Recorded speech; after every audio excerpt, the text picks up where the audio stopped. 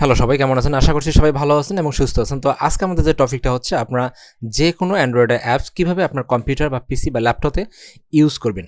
তো এই সম্পূর্ণ প্রসেসটা আমরা আজকে এই ভিডিওর মাধ্যমে দেখানোর চেষ্টা করব। সর্বপ্রথম যে কাজটা করতে হবে, আমাদের একটা সফটওয়্যার লাগবে এবং সেই সফটওয়্যার থেকে আমরা আরও একটা সফটওয়্যার ইনস্টল করব। সর্বপ্রথম আমাদের যে সফটওয়্যার লাগবে সেই সফটওয়্যারের জন্য আমাদের যাইতে হবে গুগলে, অথবা আমাদের একটা ওয়েবসাইট আছে, ফাইল হর্স নামে একটা ওয়েবসাইট আছে, আমরা সেখানে যাই।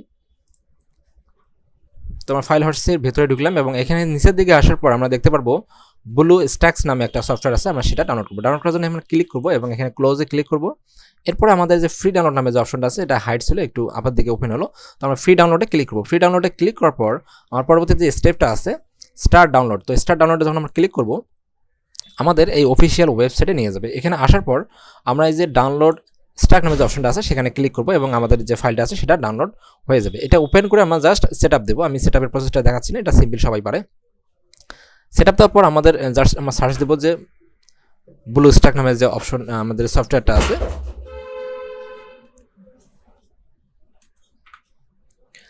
দেওয়ার পর আমরা জাস্ট এটা ওপেন করব।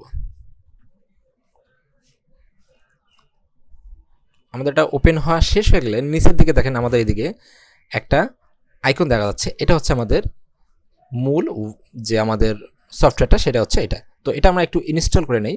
ওকে, ইনস্টল করা অবস্থায় যদি আপনাদের মাঝে কোনো উইন্ডো আসে ইয়েস অর নো, অবশ্যই আপনারা ইয়েস করে রাখবেন। এবং এখন আমরা দেখতে পাচ্ছি you are all set successfully. Just আমরা এখন কি এটা ওপেন করতে পারবো। তো এখন এটা ওপেন করার জন্য অটোমেটিক ওপেন করতে পারবো অথবা আমরা ক্লিক করতে পারি। আমাদের ব্লু স্ট্যাক যে প্ল্যান নামে যে অপশনটা আছে সেটা হচ্ছে এটা। এখন আমরা যদি এটা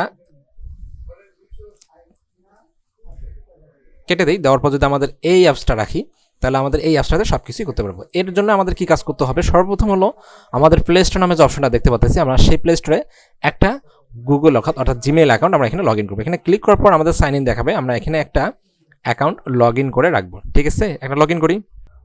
তো আমাদের যে অ্যাকাউন্ট আছে সেটা অলরেডি কিন্তু লগ ইন হয়ে গেছে। তো এখন আমরা চাইলে যে কোনো সফটওয়্যার এখান থেকে ব্যবহার করতে পারবো।